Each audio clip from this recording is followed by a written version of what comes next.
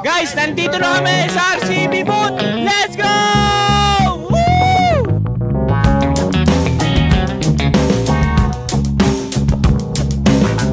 Thank you. Tara na ka, Kuya Boy! Takbo!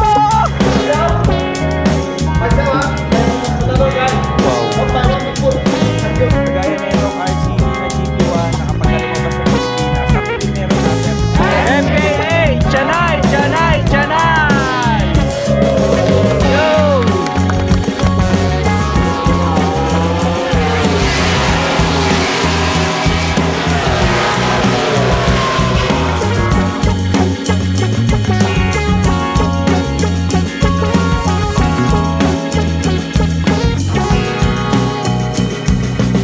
Ito na nga pala yung day 2 natin sa Malaysia. Yan mga katulis. Day 2. Let's go.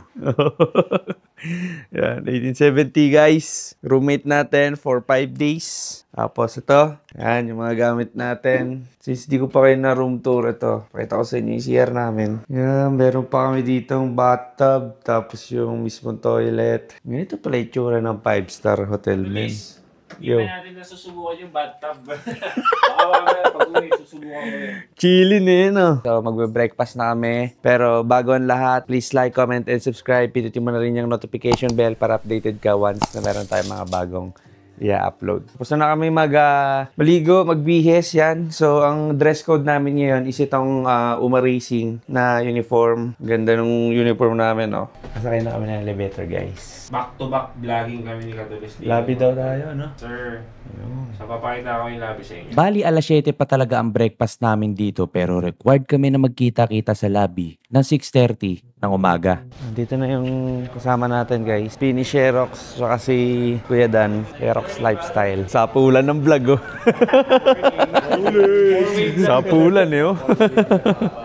Pare, ito na nga kung ano bang mga agenda natin ngayong araw dito. So, marami tayong agenda for today. Especially, ang unahin natin is breakfast. Kasi gutom na tayo. So first, yun, magkakaroon tayo ng breakfast. And then, pupunta tayo ng Innovation Center. So, doon ginagawa yung mga pyesa. And next is HQ. So, ayan, abangan yung mga tol. Nandun yung mga pyesang wala sa Pilipinas. And next is yung lunch natin. And we will go to Sepang. Tapos, ayun, may meet and greet din tayo sa RCB booth. So, marami tayong makikitang newly faces doon. And lastly, pagkatapos nyon, dinner na. And ewan ko lang kung may inuman. May inuman daw ba? Meron. Yun, mga alak boys. Dahil nga madami tayong activities para sa day 2 natin dito sa Malaysia, ay hindi ko na nga iniisip kung gaano pa magiging kahaba itong video na to. Kasi para sa akin, magiging memory na natin to na pwede nating balik-balikan kapag namimiss natin. Picture. Okay, and brothers natin.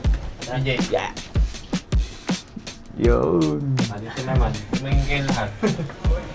Morning breakfast time. Thank you. At kahit nga dito sa hotel ay meron talaga silang 3 kultura na sinusunod, which is yung Indian food, Malaysian food, Chinese food na talaga namang ipapa-experience sa'yo na nasa ibang bansa ka kagaya na itong pagkain sa Malaysia. Habang kumakain nga kami dito ay naisip ko na rin ikwento sa inyo kung ano ba yung mga activity na gagawin namin ngayong araw, pero ngayon pagkatapos natin kumain ay pupunta tayo sa MKA Innovation Center. The word itself na innovation ay doon na sila mag-i-innovate ng mga panibagong pyesa na lalabas galing sa RCB, UMA Racing Philippines, Solpili Philippines at kung ano-ano pa. MKA Group has come a long way since its inception in 2013. Founded by CEO Bruce Lee, company was created to bring together and consolidate all of the brands and business associated with Mengka Auto Parts Trading. Pero bago ko ipagpatuloy kung ano ba ang MKA Groups, tara, biyahe muna tayo.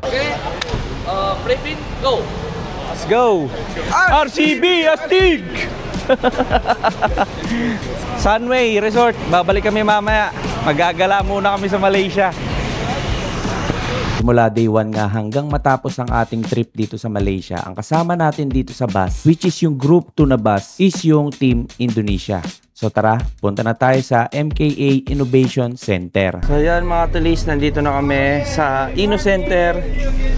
Salubungin tayo dito nila, Sir Ben, yung Central Manager. Sir Ben, good morning. Good morning, sir. Good morning, Fanny. Alright. Ang laki, men. Grabe. Triple, quadruple yung laki nito, gabi. Parang dito ginaganap mga katulis yung mga ini-innovate ng RCB. Kung ano ba yung mga pwede nilang i-upgrade sa pyesa, gano'n. Dito ko nga lang din na-realize na hindi lang pala puro saya ang pinunta namin dito sa Malaysia. Bagkus, nag-uwi din kami ng mga kaalaman, aral na matututunan kung ano ba ang meron sa pinupuntahan namin. Kagaya na lang nitong MKA Innovation Center is the state-of-the-art facility developed by the MKA Group na nakalink siya mga katulis sa UMA Racing that will serve as a hub for motorcycle innovation. At ang aims naman neto is to be a groundbreaking center for motorcycle development na ang purpose is to be a leading center for innovation in the motorcycle industry, focusing on technology and engineering. Nakakatuwa nga lang din mga katulis na isa tayo sa nabigyan ng oportunidad mabisita to habang hindi pa nabubuo. Kung saan ba talaga ginagawa yung production ng brand na pangarap ko. Dito mga katulis, ine-explain dito ni Sir Ben kung ano yung mga meron dito sa Inno Center. For example, kagaya nito, yung 3 box na malalaki na yan yung mga pang CNC machine na gagamitin dito sa Inno Center. So, ang lupit lang mga katulis, isang opportunity na makita natin actual kung saan ginagawa yung mga produkto ng RCB, UMA Racing, tsaka ng Solfili Philippines. At the same time, bagong location nila. So, pumapatak to ng almost 3,000 square meter. Yung laki ng buong area. Dito naman sa kinakatayuan namin mga katulis, ito yung parang magiging reception ng Inno Center. Tapos in-explain dito ni Sir Ben kung bakit merong parang nakalubog dito. Maglatayo daw dyan ng puno na mataas, hanggang doon sa taas. Yan. Wala, lupit lang. Yun. Ito, another area na naman na napakalaki. Mga katulis, gusto ko lang i-share sa inyo na nakaka-excite yung mga paparating na innovation in the future ng RCB, UMA Racing, tsaka ng Solfili. Kasi dito sa area na to, wala pa naman to, pero in the future, sana makabalik pa tayo. Makikita natin kung ano yung pinagbago nung tinatapakan natin ngayon. So, ayan, ito yung front ng MKA Inno Center. Ganyan siya kalaki. So ngayon, alis na din kami. Pupunta naman nata kami sa RCB headquarters, which is doon nagpunta dati si Trupa. So malaking opportunity to kasi makakapunta na tayo mismo sa headquarters ng RCB. Sa lahat ng activity namin ngayong araw, dito ko pinaka-excited magpunta sa RCB Headquarters Global. Kung may mga Watson ng mga babae, meron naman tayong RCB Global kung tawagin. Welcome to RCB headquarters. Grabe guys, sobrang laking opportunity na makapunta tayo ngayon dito sa RCB headquarters. Dito naman pinagsama-sama yung mga pyesa ng RCB, Solfili, UMA Racing, KYT at ARC. Okay mga katulis, nandito na tayo ngayon sa headquarters ng RCB, UMA Racing Philippines, tsaka ng Solfili Philippines. So tara, pasok tayo at check natin yung mga pyesa na nandun. Let's go! Mga brother, kung makikita ninyo, itong nasa likod ko, ayan yung build nila na sniper na nakakalas. Ultimo yung makina, chassis. Tapos ang ginawa nila, sinabit nila dito para makita nyo yung bawat pyesa ng RCB parts tsaka ng UMA Racing parts. Pinaghiwalay-hiwalay nila pero sa perspective ng mata natin, kapag kainikutan nyo siya, makikita nyo yung pinakabuong sniper dito. Ayos, para, ikot naman tayo. Dito naman sa area na to mga katulis, dito nyo makikita yung MKA na Inno Center. Dito sa sample nila na to, pagka natapos yun by next year, ganito yung kakalabasan nila, kaya check nyo, lupit nito. So guys, nandito naman tayo sa booth ng RCB. Actually, nandito lahat ng pyesa ng RCB. Merong mga iilan dito na wala sa Pilipinas. So tara, check natin. Anyway guys, dito nga pala sa lineup ng booth na to, which is yung 30th anniversary. Ito nga pala yung 001 nila. So kung maghahanap kayo niyan sa Pilipinas ng 001, wala kayong makikita dahil nandito sa headquarters ng Malaysia.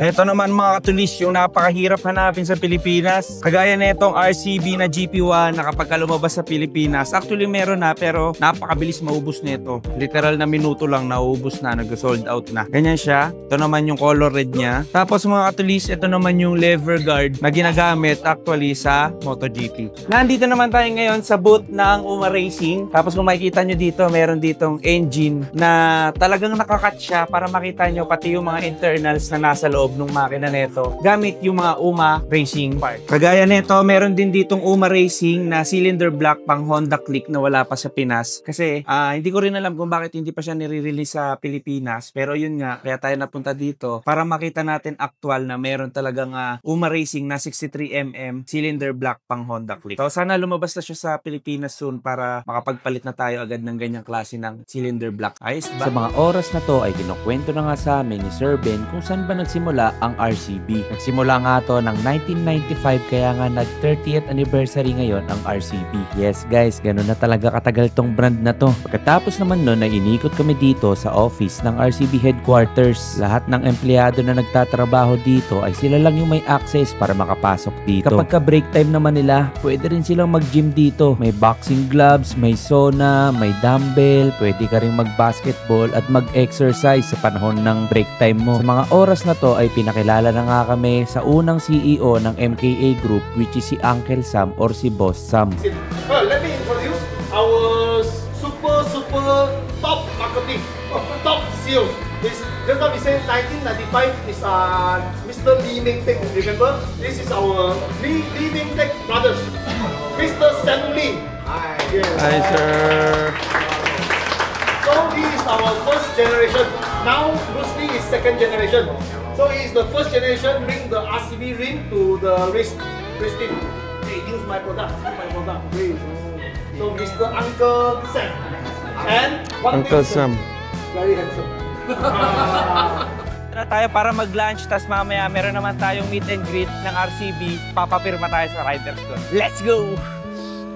Papunta na nga tayo dito sa main activity natin which is sa pagpunta natin sa Sepang International Circuit para bisitahin ang RCB booth at UMA Racing booth at Solfili booth sa MotoGP. So yun mga katulis, nandito na tayo sa Sepang sa Circuit International. So marami tayong booth na nakita dito. Pero ngayon, meron tayong pupuntahan doon. Hindi ko alam kung ano yung gagawin natin. So tara, porta muna tayo doon. Yun ko lang na-realize na parang nga kaming mga bata na napunta sa World of Fun. Dahil sa tulad natin ng motorcycle enthusiast, hindi mo talaga may pagkakaila na iba yung pakiramdam kapag ka nakapunta ka sa MotoGP. Ibang klase yung exciting, ibang klase yung saya, wala ka ibang mararamdaman, kundi puro, alam mo yun, gusto mo lang talaga mag-enjoy, magdamag hanggang abutin ka ng gabi. So yun mga katulis, nandito tayo ngayon sa booth ng Solfili. Magpapapirma tayo sa dalawang rider ng MotoGP2 which is si Izan Guevara at si Tony Arbolino. Pupunta sila dito para mag-sign ng mga fans nila. So nabigyan tayo ng chance na mapunta dito sa unahan since VIP nga tayo. Magpapapirma tayo. Papapirma natin tong cup natin ng RCB na Motorsports galing sa RCB. So wait lang natin mga katulis. Sa ilang minutong pag-aantay nga natin dito ay dumating na si Tony Arbolino at saka si Izan Guevara na rider ng Moto2 na sponsored ng Solfili. Oh! What's up, man? Hello, brother! Woo! Sir, can you sign it, sir? Thank you. Thank you, sir. Okay. Sir, can you sign it, sir? Please. Thank you. Thank you, thank you. Boy, success! Let's go!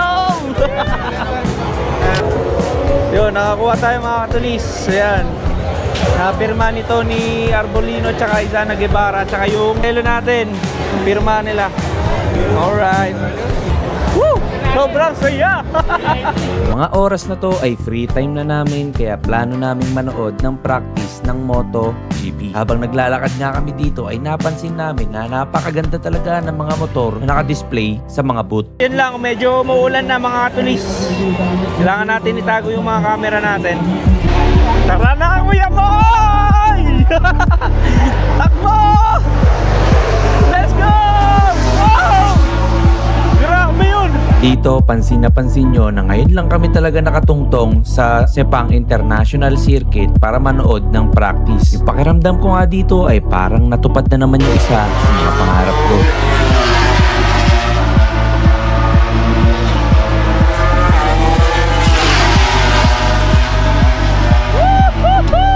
So yan mga katulis, tapos na yung practice ng Moto2. Ngayon mga katulis, siguro masyado na mahaba yung content natin. Dito na lang muna natin tatapusin yung day 2 natin. Since wala na rin naman tayo masyadong gagawin, magpapahinga na rin kami.